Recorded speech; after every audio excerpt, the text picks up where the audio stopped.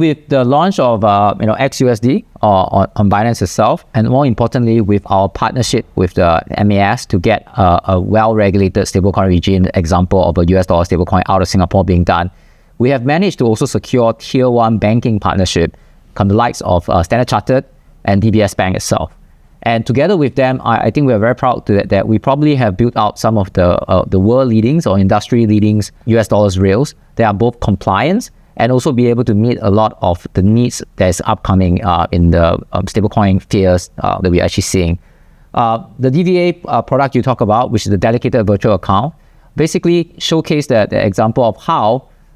actually underlyingly utility is the most important use cases of stablecoin, right? We all talk about having stablecoin, the internet of money, but it all goes back to how this can be used in the day-to-day example that is common to a lot of traditional players like that has been working in payments itself. What we have now been able to do together with Standard Chartered and DBS is that we can allow any platforms to use our API to create a dedicated US dollar SWIFT account in the name of the customers, and the keyword being in the name of the customers in Standard Chartered or in DBS, and allow them to transact with this account for their users via SWIFT, which is supported internationally on a first-party basis, right? As long as the funding source is coming from a bank account worldwide, from a bank in their name, they will be able to fund this account, or if they are actually sending money out, it must be sending out to a bank account in the name. We're able to do this thing right now 24/7 and globally. And when the transaction, US dollars actually land in this account, what actually underlying happens is that there will be automated minting of XUSD,